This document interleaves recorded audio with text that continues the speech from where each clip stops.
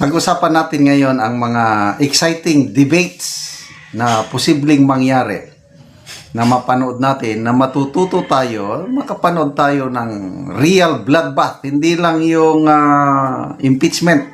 Kasi baka hindi na matuloy yung impeachment ni BP Sara, yung trial.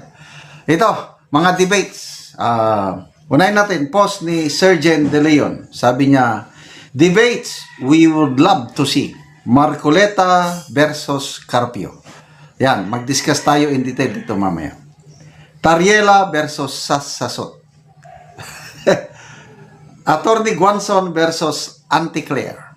And then, Kiko Pangilinan versus Alan Peter Cayetano. Although nanalo na si Alan Peter Cayetano sa Senate floor, sana public debate sila.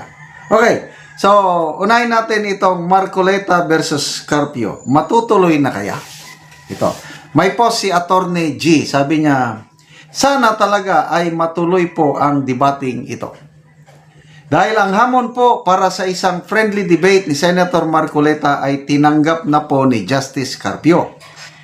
Yun nga lang po, hindi pa po tayo nakakasigurado kung matutuloy po ba talaga o hindi. Dahil pagdating po sa isang debate, napakadali pong tanggapin ang mga hamong ganito kapag matitikas po kayong abogado. Ngunit, karaniwang hindi natutuloy ang mga usaping ganito dahil karaniwang hindi po nagkakasundo ang magkabilang partido sa scope o kung ano po ang magiging limitasyon ng pag-uusapan dito. At bilang veterano rin po sa mga debates at moot court competitions noong kabataan ko, masasabi ko po sa inyo na napakahalaga po ang scope and limitations pagdating sa mga paligsahang ganito. Otherwise, nagkakalat lang po ang usapin dito at ang manunod po ay hindi rin matututo. Ito, mayroong scope na gusto ni Justice Carpio, sabi ni Senator Marcolina, kulang yan, dagdagan natin. So, ganito lang ang scope ni Justice Carpio, parang okay yan. Kaya lang, dagdagan natin gawin ganito. Dagdagan ng topics. O, ito.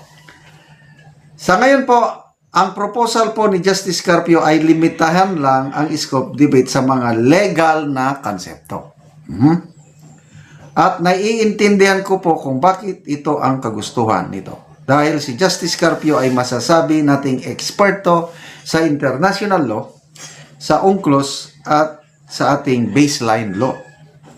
Ang mga batas po na sumasakop sa West Philippine Sea issue. Ngunit si Senator Marcoleta naman po ay gustong mas palawakin. Okay? So, ang naintindihan ko dito, okay, topic, legal concept, tungkol sa awayan sa teritoryo, okay yan. Kailang kulang, bitin. Dagdagan natin, ano ang may dagdag? At isama pati ang historical at geopolitical na mga konsepto na kaugnay sa isyong ito. Wow! At naintindihan ko rin po si Senator Marcoleta sa kagustuhan niyo pong ito. Dahil bilang isang veteranong politiko, dito naman po siya may tuturing na isang eksperto. Kaya sana po magkasundo talaga ang dalawang partido sa usaping ito.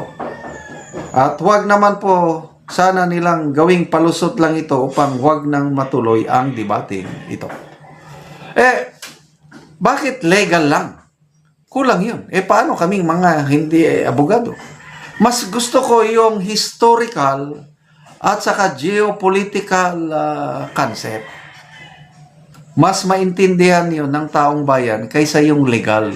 Kasi kung legal lang, most likely mga lawyers lang o mga law students ang maka-relate taong bayan dun sa historical and geopolitical concern. So ano kaya ang mangyayari? Abangan natin. Ito ang bloodbath. Mayroong post akong nabasa ni General De Leon.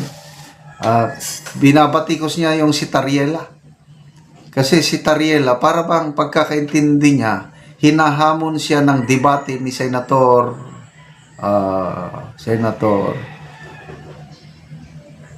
Cayetano.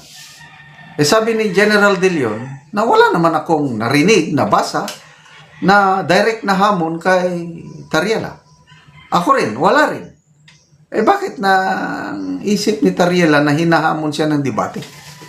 I don't know. Tapos, nakakaawa itong si Tariela dahil sabi niya na, I do not deserve. Hindi ako karapat-dapat na bastusin at babuyin. Meaning, yung mga usapin sa, usapin sa Senado, sa napag-usapan kasi si Tariela doon na, ano bang ang presidente, ang chief foreign architect, when it comes to foreign relations. Bakit itong si Tariela ang nagsasalita? Nakakapagtakay. Ang gusto ng DFA, nagsalitang DFA, kami lang ang authoritative na boses na magsasalita kung tungkol na sa regional and international maritime concerns. And I agree. Ang DFA, ang alter ego ng presidente. Kung tahimik ang Pangulo, ang nagsasalita ang DFA. Sa usapin ng West Philippine Sea, dapat DFA ang sa China. Bakit si Tariela? Bakit naging spokesperson for the West Philippine Sea? Okay lang naman kung ang sinasabi niya, nakakatulong sa bayan. To me, hindi. Tingin ni Tariela, he is doing this for the good of the country. Anong for the good of the country? Yung kanyang ginagawa, pwedeng mapahamak ang 500,000 OFWs sa China. Baka pauwiin bigla ng Chinese government ang 500,000. Pauwi kayo sa Pilipinas. Dahil dinisrespect ni Tariela ang aming presidente. Awe! Anong mangyari sa pamilya ng ating OFWs? May maitutulong ba si Tariela? Pakisagot ko Commodore Tariela, makakatulong ka ba sa mga pamilya ng OFWs pag pinauwi sila ng China? Makakatulong ka ba sa mga farmers na nag-export ng mga prutas at iba-ibang agricultural products pag tinigil ng China pagbili sa atin? Makakatulong ka ba?